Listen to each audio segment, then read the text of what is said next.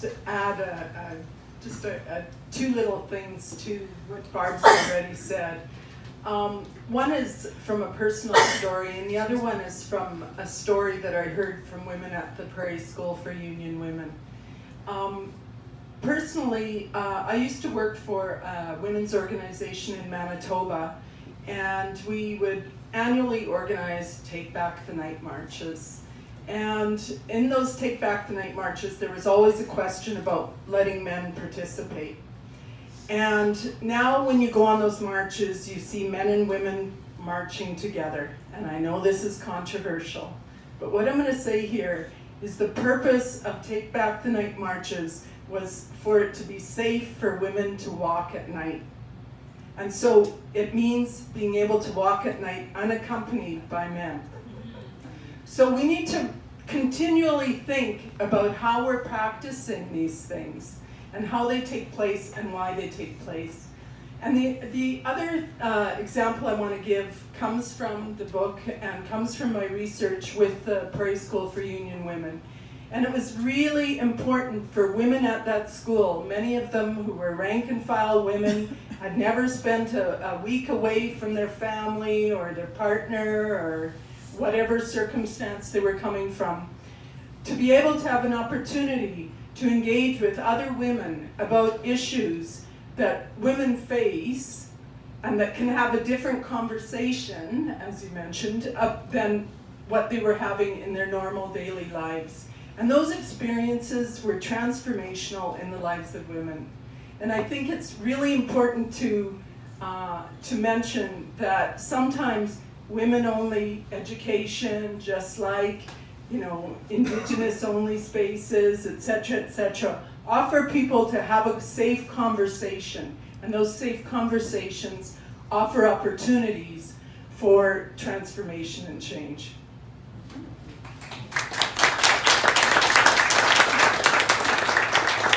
It was in the news recently, and I can't remember who the counselor was, but she was knitting different colors.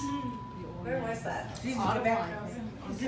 Yeah, and so every time a man spoke, she'd knit in one color. When the women spoke, she'd knit in the other color. And it wasn't a balanced piece of knitting. Anyway, so Cindy's last response kind of leads into the second question. And that is about, throughout the book you talk about transformational learning, and Barb, and you both mentioned it just now. And all of the schools that are mentioned, the examples in the book talk about they're using popular education methodology. So maybe you want to say a little bit about what that is. But the popular education methodology, and that there's also it was intentionally feminist in terms of the content and the organization of the schools. So why not just have a school that provides technical training for women to be more successful in unions? Why is this transformational? Why is methodology, content, the way everything's organized, why is that important to achieve these goals that... Anyways, I'll let you speak. Cindy first. That's a huge question to ask somebody that works in adult education. So, okay. Yeah, we should have rehearsed this. No, we wouldn't have done it anyhow. So I'm just going to point out somebody in the room, and this is always dangerous, but Professor Renier, sitting in the far corner over there, was the first person to introduce me to Paulo Freire. And it changed my life. And popular education is really something that comes out of the work of Paulo Freire and his work on Pedagogy of the Oppressed, which is the most widely read book in the world on education. It's the most widely read book. And essentially, popular education emerges from Paulo Freire's work. And Paulo Freire believed that if we talk about, if we come to understand theory of oppressions and how they work with our daily practices, we can start to develop ways to change things, or coming together of theory and practice based on experience that will change people's lives. And so the Prairie School for Union Women, for example, offers courses in popular education. And before people can facilitate at the school, they have to take courses in popular education. So they have to learn what the theory is, what the practice is, before they can practice it. Does that make sense? Okay. So one of the things that happened with popular education is it came out of Latin America. It came very much from a class analysis. And as women were involved in it, more and more they realized that their experiences were not being reflected, and that the voices that were being heard are the voices of the men in the room. And so more and more there started to be a critique of that, and a development of the need to have also an analysis that looked at not only class, but also how gender was played out, and how who spoke in the room, how many times they knit a different color, and whose voices were being heard. Therefore, whose stories were being told, whose stories were being analyzed. And if it was the stories of the women, were those stories different than the stories of the men? You betcha. Okay? So feminist popular education offered an opportunity to hear the stories of the women as well. Now, there was one other part to this question, and it was, there's a picture of popular education and work in action, by the way, the wall, okay? People analyzing how capitalism changes structures for people working in the society we live in today, so that people start to understand the world we live in. And as Paulo Freire would say, to name the world and our place in it. So that was literacy for Paulo Freire, was being able to name who we are in the world we live in. So in a lot of ways we could say there's a lot of illiterate people, because a lot of people don't understand the way the world works. So the Prairie School offers these opportunities in popular education. There's a question about technical. Do you want to say that? Answer that? I don't know. Okay. So the other part of Cheryl's I probably question. answered as well. Okay. These are very slippery chairs. We need seatbelts. The other question was about why not just technical training? Why not just health and safety training? And how does it look different if you've got a feminist analysis applied to that kind of training? Well, how does health and safety look different for men and women? And I think you could just use that as a starting place and think about what would that mean in practice? How would we do it differently?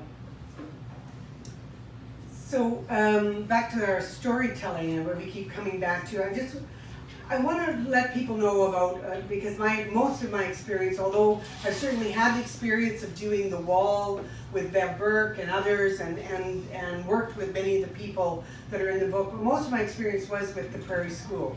So I think people need to know a little bit about the thinking that went into it. I was really fortunate as the president of the Federation of Labor to work with a group of women, Cheryl, Adrienne Pavo, Sharon Hurd, who used to be with the SGEU, Ina Kajis, and so on. And I know I'm going to have left some people out of that early group that wanted to create a different kind of learning atmosphere. The labor movement has had schools forever, right? And we've made changes and those sorts of things, but we wanted to do something different. So just so you know that the beginnings of this school started with Sharon Hurd had gone to BC, to the Pacific Women's Institute, came back in and said, why don't we have anything like that in Saskatchewan, as only Sharon could say. And it was like, okay, well, we had actually tried to do something like that through our formal structures, the Women's Committee of the Fed, and we couldn't get it to take off. We couldn't get the sort of wheels under it. And so we got a group of interested women. We didn't do a formal thing. It wasn't, the Federation ended up being basically the bank account for the money coming in and out, but we didn't run the Prairie School. It was run as very much as a collective, I think you'd say, Cheryl, eh? So that gave us, in some respects, the freedom to do some things differently. So we looked at Prairie School as actually transformational learning all year round. So we would get together and we would say, okay, anybody was interested in coming. You didn't have to go through your formal union structure to be appointed to the committee. It wasn't that way. And so we would say, okay, we need to look at what kind of courses we want to run, who's going to be involved in it, and women would take up the learning new skills all year round because it wasn't institutionalized in the Federation. It was connected but not connected, right? And then we could also be somewhat tough on each other because we could say, oh, Cindy, you think it'd be great if we did a course on, occupational health and safety and women. Well, that's great. So Cindy, where's the course? And what's the feminist lens to the course? This isn't just about taking a course and saying, oh, well, these examples of people who work in mines, we're going to replace them with people who work in healthcare or education or admin services. We actually have to apply a bigger lens to it. So through the process all year round, women were learning what that meant. They weren't developing the courses necessarily, but it was quite clear that there was a standard that had to be met.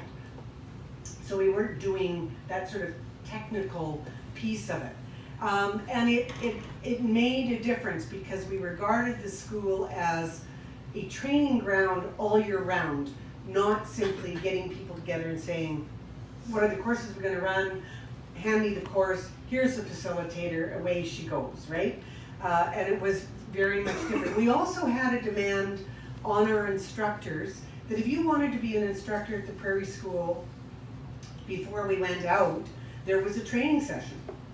And so every year that changed. So for example, our instructors all 1 year had to go through a required session on building an anti-racist component into your courses. So this would, and how many people here have been instructors in anything? Doesn't have to be labor schools. Okay, so you know how protective we get, eh? I come in and say, we need to put an extra, you need to figure this out. What's your lens on anti-racism work throughout? I don't want an hour. I want the anti-racism lens through the whole course. And instructors go, no, I can't do that because I've done this course this way forever. And I can't change it. So ours was also to shake them up a bit. So, and we would do stuff about courses on our part of our training was, okay, how do you deal with difficult students? How do you deal, for example, if you're in a course and the question of pro-choice or anti-choice comes up. How are you going to deal with that within the group, right? Because we can't presume that the labor schools don't reflect some of what the rest of society is. And so that was part of the training. So when I look at transformational learning, which I think was the question, but when I look at it, it is about that happening not for just the participants that come, but in fact for everybody that participates. And it becomes not a sort of administrative, okay, we're going to do this, this, this, and this, but we actually move forward with everybody learning together. I don't know if that's even close to the question they asked. But. No, because it's about, why it's not just why not just provide technical training, right? And so you did. Yeah, I don't want to downplay technical training, but there's also in terms of when you look at popular education, there's ways to do it. I gave you guys the example the other day when we were having coffee, is that we were doing one of these sessions with our instructors, our facilitators, and we also had the people who used to do the SFL spring school. So we did them at the same time. And we had one of our instructors who had done the pensions course forever, and you'll find, by the way, on the technical courses, this is the pattern, is that he just could not see how this sort of airy-fairy popular ed stuff really could be applied in pensions. We have much too much stuff to go through. We've got papers and things, and then we got into, okay, let's take this exercise and figure out how you could do your course using popular education. We hadn't got to the feminist language that we thought one step at a time. And what ended up happening is when we also use these to put people into, okay, we want you to come back and present to the rest of the group a particular part of your course that you might be struggling with.